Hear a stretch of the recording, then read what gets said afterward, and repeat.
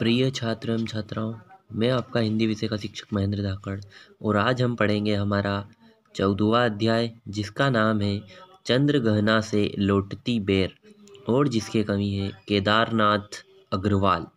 केदारनाथ अग्रवाल का जन्म सन 1911 में उत्तर प्रदेश के बांदा जिले के कमासिन नामक ग्राम में हुआ था। आपकी प्रमुख रचनाएं हैं नींद के बादल, युग की गंगा, फूल नहीं रंग बोलते हैं, आग का आईना, कहे केदार खरी खरी आदि। सन 2000 में आपका निधन हो गया। अब हम हमारी कविता चंद्रगहना से लौटती बेर को समझेंगे। देख आया चंद्रगहना, देखता हूँ दृश्य अब मैं, मेड़ पर इस खेत की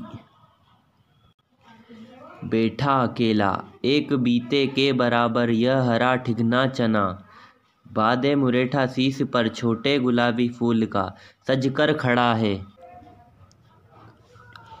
प्रस्तुत पंक्तियों में केदारनाथ अग्रवाल जी ने गांव की सुंदरता का बड़ा ही मनोहर उल्लेख किया है। वे चंद्रगहना नामक गांव घूमने गए हुए थे और जब वे वापस आ रहे थे तो उन्हें रास्ते में एक खेत दिखाई देता है। अभी उसकी ट्रेन को आने में भी बहुत वक्त था, इसी कारण वो खेत की प्राकृतिक सुंदरता को निहारने के लिए एक मेड़, दो खेतों के बीच मिट्टी का बना हुआ रास्ता अर्थात जिस पर घास उगाती है उसे मेड़ कहा जाता है। अर्थात कभी मेड़ पर बैठ जाते हैं और खेतों में उगी फसलों तथा पेड़ पौधों को देखने लगते हैं। आगे कवि कहते हैं कि मैंने चंद्रगहना नामक गांव देख लिया है, अब मैं इस खेत की मेड़ पर बैठकर खेत की प्राकृतिक सुंदरता का लाभ उठा रहा हूँ। आगे चने के पौधे का बड़ा ही सजीला मानवीकरण करते हुए कवि कहते हैं कि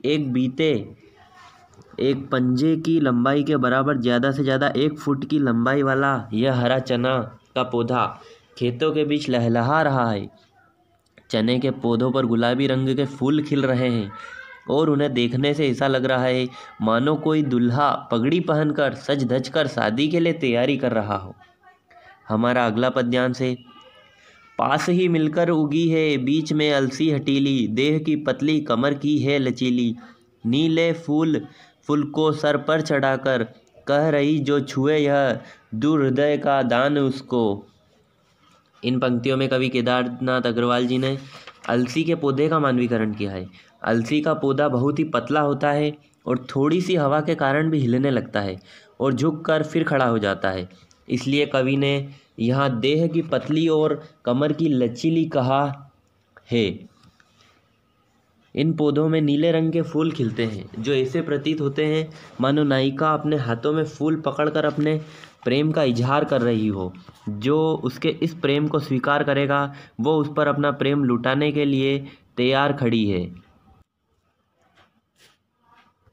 हो गई सबसे सयानी अर्थात और सरसों की न पूछो हो गई सबसे सयानी, हाथ पीले कर लिए हैं ब्याह मंडप में पधारी, फाग गाता मास फागुन आ गया है आज जैसे।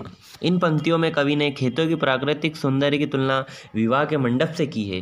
खेतों में चने और अलसी के पौधे अपने सौंदर्य का प्रदर्शन कर रहे हैं, वहीं इन सब के बीच सरसों की तो बात ही निराली है। सरसों के पौधे पूरी तरह बढ़ चुके हैं और उन पर पीले रंग के फूल भी खिल चुके हैं। ये पीले पुष्प सूर्य की रोशनी में किसी नई दुल्हन के हाथों की तरह चमक रहे हैं। सरसों की फसल पक चुकी है, इसलिए कवि कह रहा है कि कन्या शादी के लायक हो चुकी है और अपने हाथ पीले करके इस खेत रूपी ब्याह मंडप में पधारी है। ऐसा लग रहा है जैसे फागुन का महीना स्वयं फाग होली के समय गाए जाने वाला गीत गा रहा हो। अगला पद्यांश है देखता हूँ मैं स्वयंवर हो रहा है, प्रकृति का अनुराग अंचल हिल रहा है, इस विजन में दूर व्यापारिक नगर से प्रेम की प्रिय भूमि उपजाऊ अधिक है। इन पंक्तियों में कवि ने बताया है कि शहर में रह रहे लोगों के पास इतना वक्त भी नहीं होता कि वो इस प्राकृतिक सौंदर्य का लाभ उठा पाए। निरंतर होते निर्माण के कारण शहर में हर जगह सिर्फ कंक्रीट की इमारतें ही दिखाई देती है, इसलिए उनके मन का प्रेम भाव बाहर नहीं आ पाता है और शहरी लोग स्वार्थी हो जाते हैं। जबकि दूसरी ओर कवि को गांव के प्राकृतिक वातावरण में अनुपम शांति मिल रही है। कवि कहते हैं कि चारों तरफ सुनसान स्थान होने के बावजूद भी खेतों में इतनी प्राकृतिक सौंदर्य भरा है कि ऐसा लग रहा है मानो यहाँ कोई स्वयंवर चल रहा हो। सभी सज धज के खड़े हैं और मंडप भी सजा हुआ है। कन्याएं सजकर अपने हाथ में फूलों की माला लेकर दूल्हे का चुनाव कर रही है। यहाँ लड़की से सरसों एवं अलसी के पौधों को संबोधित किया गया है, जबकि दूल्हे से चने के पौधे को संबोधित किया गया है। ऐसा दृश्य देखकर कवि के अंदर भी प्रेम भावना जागने लगती है। इसलिए कवि ने कहा है, व्यापारिक नगर से दूर प्रेम की यह प्रिय भूमि अधिक उपजाऊ है। हमारा अगला पद्यांश है, और पैरों के तले है एक पोखर, उठ रही इसमें लहरियाँ, नील तल में जो उगी है घास भूरी, ले रही वो भी लहरिया। एक चांदी का बड़ा सा गोल खंबा, आँख को है चमकाता, है कहीं पत्थर किनारे पी रहे चुपचाप पानी, प्यास जाने कब बुझेगी। चंद्रघना से लौटती बेर कविता की इन पंक्तियों को कवि ने खेत के किनारे तालाब एवं उसमें पड़ने वाली सूर्य की रोशनी का बड़ा ही सुंदर वर्णन किया है। वे मेड़ पर जहाँ बैठे हुए हैं उसकी दूसरी ओर स्थित तालाब के जल में हवा के साथ लहरें उठ रही है। उसके साथ ही बगल में उगी भूरी घास भी यूं हिलने लगती है मानो आकाश में पतंगे उड़ रही हो।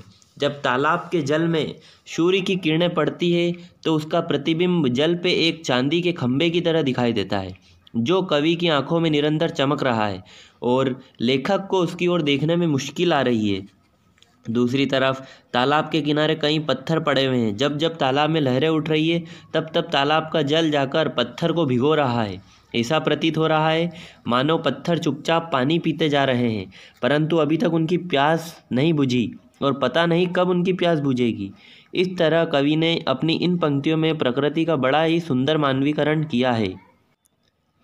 चुप खड़ा बगुला डुबाए टांग जल में, देखते ही मीन चंचल ध्यान निद्रा त्यागता है, चट दबाकर चोंच में नीचे गले को डालता है, एक काले माथ वाली चतुर चिड़िया श्वेत पंखों के झपाटे मार फौरन टूट पड़ती है भरे जल के हृदय पर, एक उजली चटुल मछली चोंच पीली में दबाकर दूर उड़ती है गगन में। कवि देखते हैं कि तालाब के किनारे उथले जल में कुछ बगुले ऐसे खड़े हैं मानो वो जल में पेड़ डुबाए खड़े खड़े सो रहे हो, लेकिन जैसे ही उन्हें जल के अंदर कोई मछली हिलती डुलती महसूस होती है या दिखाई देती है तो वो अपनी चोंच तेजी से जल के अंदर डालकर उस मछली को पकड़कर निकल जाता है। वहीं दूसरी तरफ जल के ऊपर एक काले रंग के सिर वाली चिड़िया उड़कर चक्कर लगाते हुए तालाब के जल में नज़र रख रही है। जैसे ही उसे जल के अंदर मछली नज़र आती है वह बिजली की तेज़ी से अपने सफ़ेद पंखों के सहारे जल को चीरती हुई गोता लगाकर अंदर चली जाती है और उस मछली पर टूट पड़ती है। उस चमकती हुई मछली को वह काले माथे वाली चिड़िया अपनी पीली चोंच में दबाकर ऊपर आकाश में उड़ जाती है। हमारा अगला पद्यांश है, ओ यहीं से भूमि ऊंची है जहाँ से रेल की पटरी गई है, ट्रेन का टाइम नहीं है, मैं यहाँ स्वच्छंद हूँ जाना नहीं है। कवि बैठकर गांव के प्राकृतिक सौंदर्य का लुत्फ उठा रहे हैं। वहीं से कुछ दूर जाकर भूमि ऊंची हो गई है जिसके पार देखा नहीं जा सकता। उस ऊंची उठी भूमि की दूसरी तरफ ही रेल की पटरी बिछी हुई है। वहीं कहीं रेलवे स्टेशन है जहाँ से कवि वापस जाने के लिए ट्रेन पकड़ने वाले हैं, परंतु अभी ट्रेन को आने में बहुत समय बाकी है। इसलिए लेखक पूरी स्वतंत्रता के साथ खेतों के मध्य बैठकर सभी जगह ताक ताक कर प्राकृतिक सौंदर्य का मजा ले रहे हैं। ये सब उन्हें बहुत ही आनंददायी लग रहा है क्योंकि शहर में उन्हें रोज़ रोज़ ऐसे सौंदर्य देखने का मौका नहीं मिलता है। हमारा अगला पद्यांश है, चित्रकूट की अनगढ़ चौड़ी कम ऊंची ऊंची पहाड़ियाँ दूर दिशाओं तक फैली है बांझ भूमि पर, इधर उधर रीवा के पेड़ कांटेदार कुरूप खड़े हैं।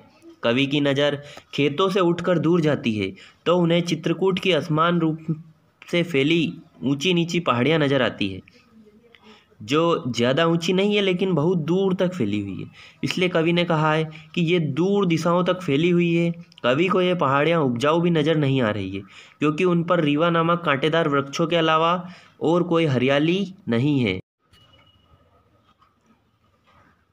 सुन पड़ता है मीठा मीठा रस टपकाता सुग्गे का स्वर, टें टें टें टें सुन पड़ता है वनस्थली का हृदय चीरता, उठता गिरता सारस का स्वर, टीटो टीटो मन होता है उड़ जाऊं मैं पर फैलाए सारस के संग, जहाँ जुगुल जोड़ी रहती है हरे खेत में, सच्ची प्रेम कहानी सुन लूँ चुप्पे चुप्पे। चंद्रगहना से लौटते बेर कविता की अंतिम पंक्तियों में कवि ने वन स्थली में गूंजती तोते और सारसों की मधुर आवाज़ों का वर्णन किया है। कवि को बीच बीच में तोते की टेंटे की ध्वनि सुनाई देती है, जो इस शांत वातावरण में वन के अंदर से आ रही है। इस मधुर ध्वनि को सुनकर कवि का मन आनंद से भर उठता है और उनका मन भी तोते की इस मधुर ध्वनि की ताल से ताल मिलाने को करता है। इसी बीच कवि को सारस की जंगल को भेद देने वाली ध्वनि सुनाई पड़ती है, जो कभी घटती है तो कभी बढ़ती है।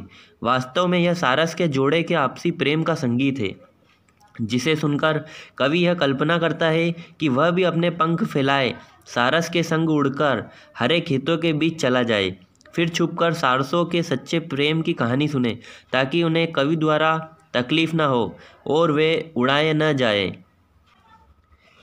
इस प्रकार प्रस्तुत कविता में कवि चंद्रगहना नामक स्थान से अपने घर लौटते हुए कवि ने वर्णन किया है खेतों की सुंदरता का। वह मेड़ पर बैठा हुआ है और वर्णन करते हैं कि खेतों का सौंदर्य अर्थात इनका सौंदर्य उससे भाव विभोर कर देता है। वह खेत की मेड़ पर बैठकर खेत की शोभा को निहार रहे हैं, पोखर की हलचल देखते हैं, दूर दूर तक फैली चित्रकूट की पहाड़ियों को देखते हैं। यह सब देखकर वह इन्हें अपनी कविता में चित्रित करने का प्रयास करते हैं। इस प्रकार यह हमारी बहुत ही खूबसूरत कविता पूरी होती है।